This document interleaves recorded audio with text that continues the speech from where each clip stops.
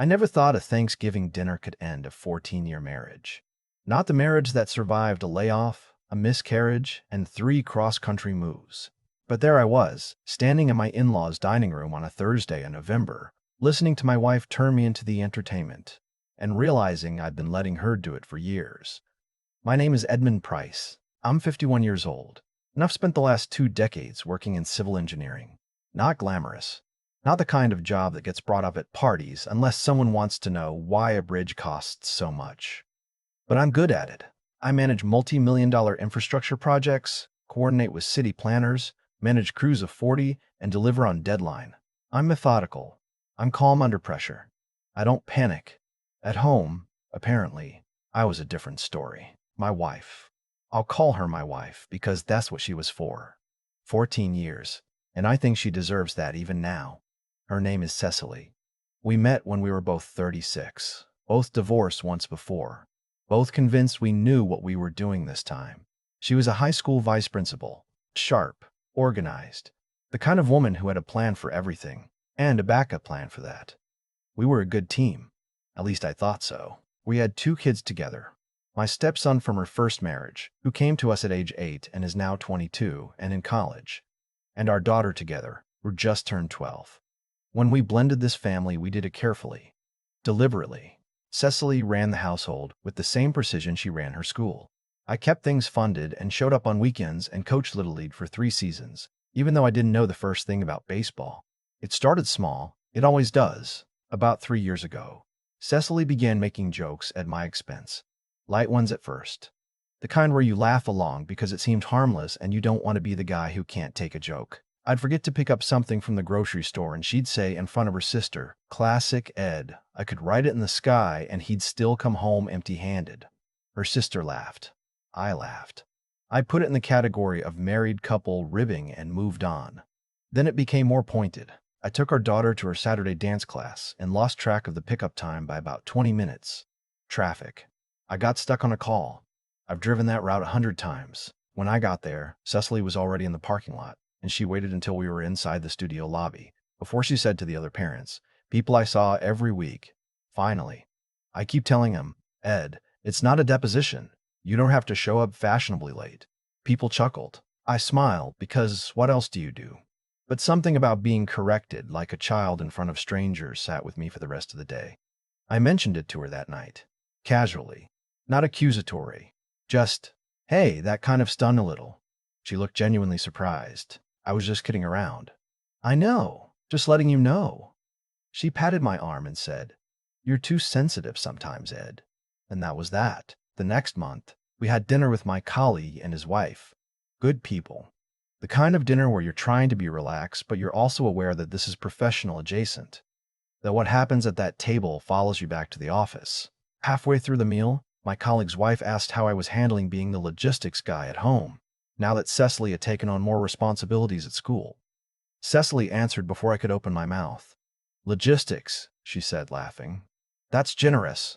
Last week he scheduled the plumber for a Tuesday, when our daughter had a half day, so she had to sit in a stranger's truck in the driveway for 40 minutes while I raced home. I keep telling him, "Honey, civilian scheduling is different from a construction timeline." Everyone laughed. My colleague gave me that look. The universal male look for "I'm sorry, man." I made a joke about it. I said something like, "She's not wrong," and we moved on. But I wasn't wrong either. Our daughter hadn't sat in a stranger's truck. She'd sat on the front steps with her backpack and a book, 20 feet from our front door, for maybe 15 minutes. I called her twice to check in. The plumber finished before Cecily even pulled into the neighborhood. The story had been edited, the way all these stories were edited, to make me look more incompetent than I actually was. I told myself it wasn't worth correcting, that correcting it would make me look defensive, so I didn't. That's the thing nobody tells you about letting things go. The first time, it costs you nothing. The second time, a little more. By the 15th time, you've traded away so much of your own credibility that you don't even remember when you agreed to the transaction. The comments moved into our extended family. Her parents were up from Savannah for Easter, and I'd offered to grill, something I actually enjoy and do reasonably well. Her father, Roland, is a retired contractor, and he and I have always gotten along fine. I was doing the burgers when our daughter came running out with a scraped shin from the back steps. I handed the tongs to Roland, went inside, cleaned the scrape, put on a bandage, and had her laughing about something by the time Cecily came in from the garden. What I heard later, from Roland himself, who seemed embarrassed to be relaying it, was that Cecily had told her mother, while I was inside, "Watch this take 20 minutes. He'll panic at the sight of a scratch." When Roland told me, he added, "She was just being funny. You know how she is." I did know how she was. That was starting to feel like the problem. The worst moment, the one that cracked something open in me that I couldn't seal back up, didn't happen in public. It happened on a Tuesday night in our kitchen.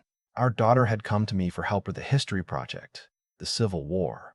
I know the Civil War reasonably well.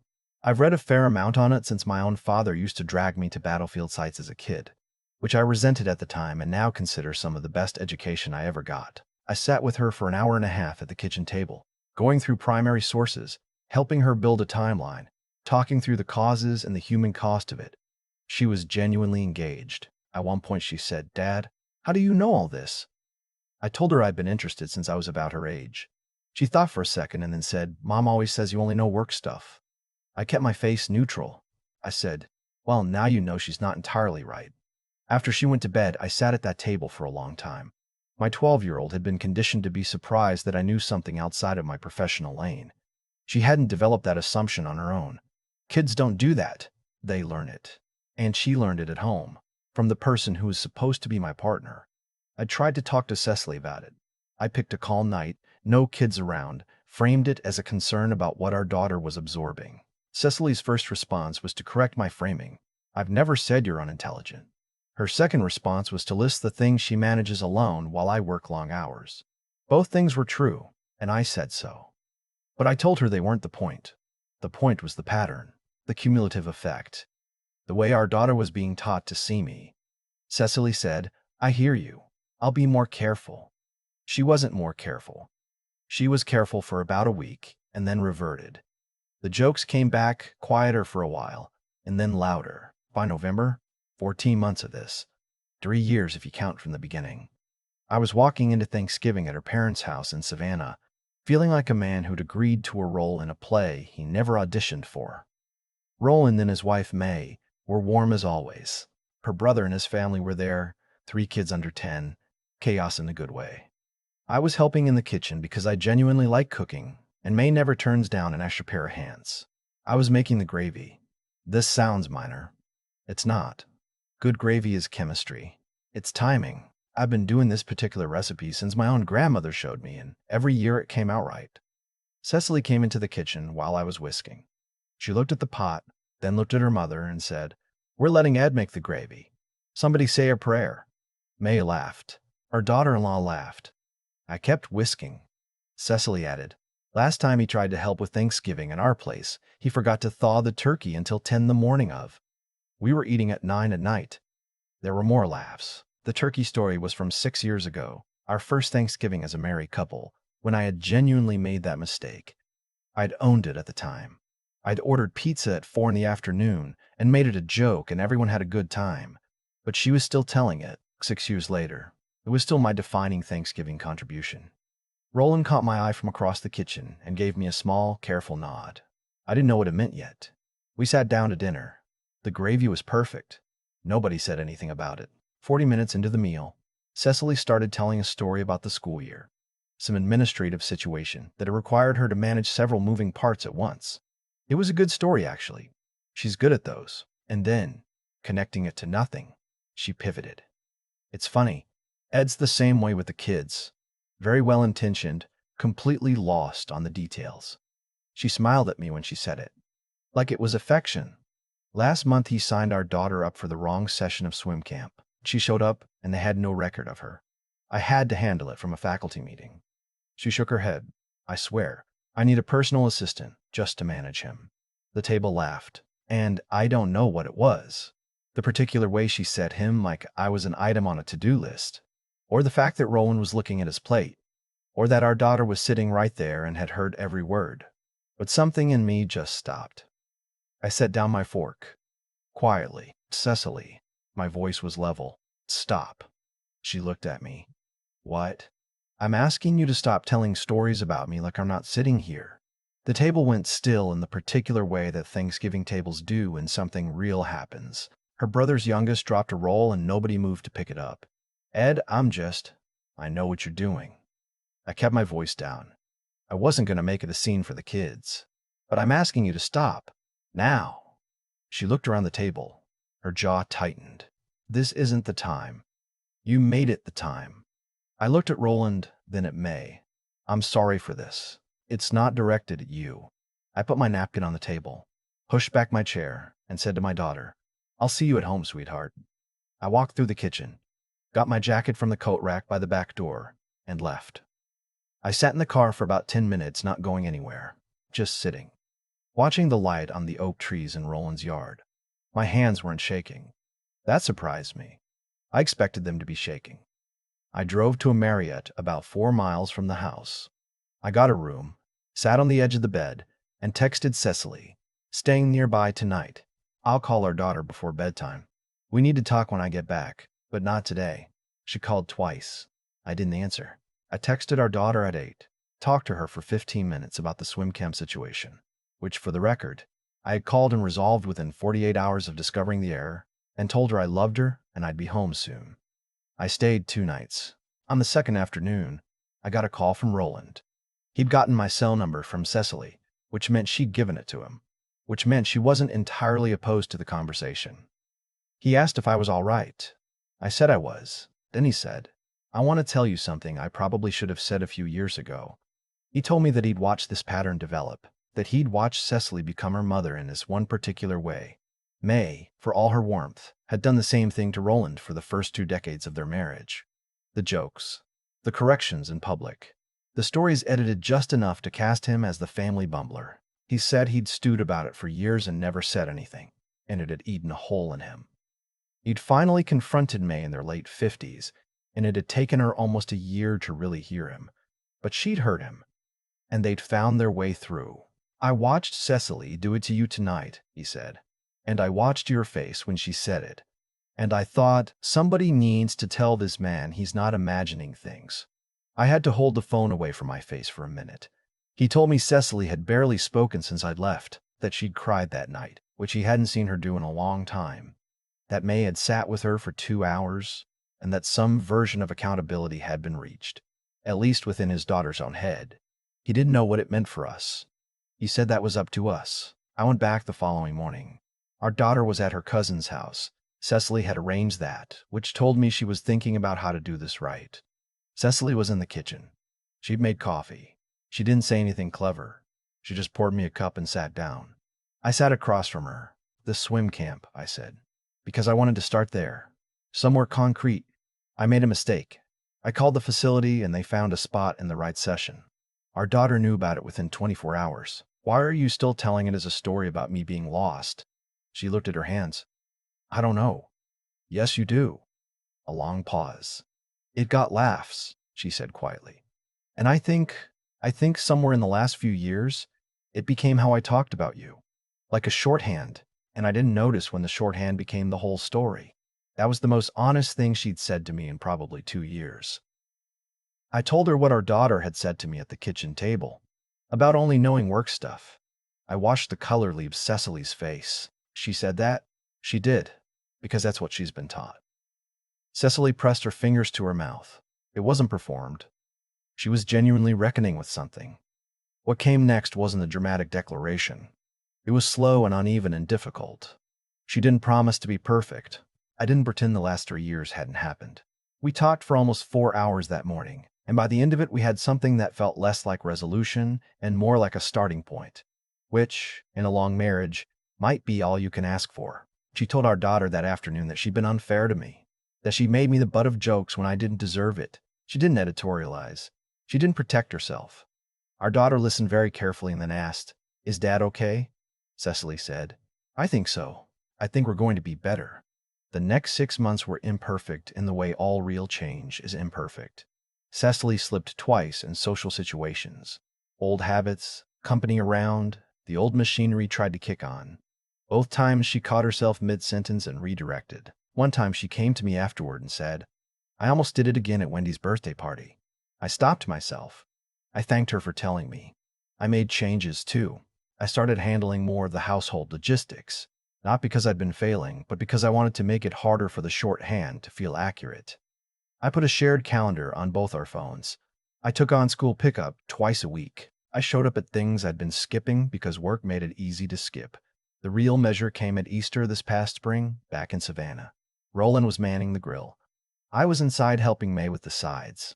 Our daughter came in with a scraped knee from the tire swing. I cleaned it up, found a bandage, handed her a handful of jelly beans from the dish on the counter, and sent her back outside inside of 4 minutes.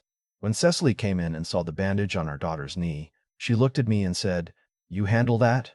I said I had. She said, fast. It wasn't a compliment exactly.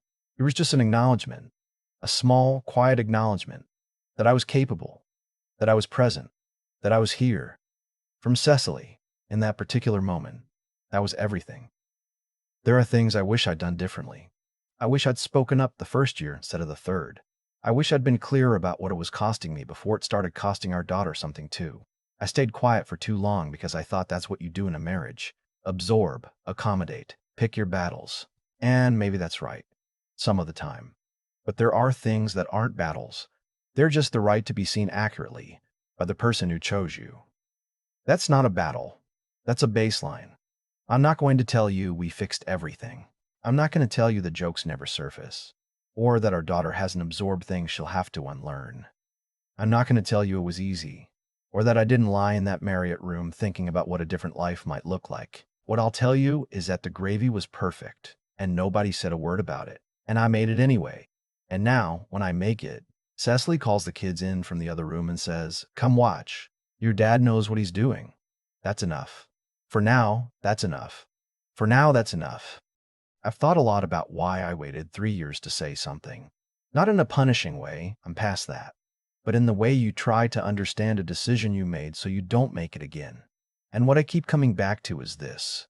I confused patience with permission. Every time I laughed along, every time I said she's not wrong at somebody else's dinner table, I was co-signing a version of myself that wasn't true. I was making it easier for the story to keep being told. That's on me.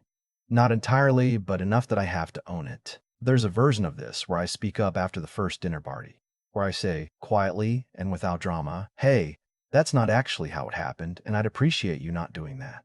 Maybe it lands. Maybe it doesn't. But at least the record is straight. At least my daughter grows up watching her father correct an inaccuracy instead of smile through one. What I understand now is that staying quiet in the marriage isn't the same as keeping the peace. Sometimes it's just deferring the cost. You think you're avoiding conflict, but what you're really doing is letting an interest rate accumulate on something that's going to come due eventually anyway. And the longer you wait, the harder the payment.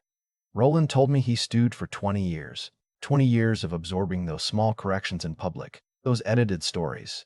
That particular kind of spousal humor that uses you as the straight man without your consent. And by the time he finally said something to me, he'd already given away so much ground that the conversation took a year to fully land. I don't think he regrets staying married, but I think he regrets staying distorting years of silence more than he's willing to say out loud. I was headed down the same road. The thing about Cecily, and I want to be fair to her because she is genuinely trying, is that she didn't start out mean. I believe that. The jokes came from a place of ease, of thinking we were close enough that the target didn't matter. And maybe at the beginning, we were. But ease without attention becomes carelessness. Carelessness over years becomes a habit. And a habit you never examine becomes the whole of how you see someone. She had stopped seeing me. She was seeing the shorthand she'd built of me. And because I never challenged it, I'd let her. The moment that stays with me isn't the Thanksgiving table. It's the Tuesday night in the kitchen with my daughter.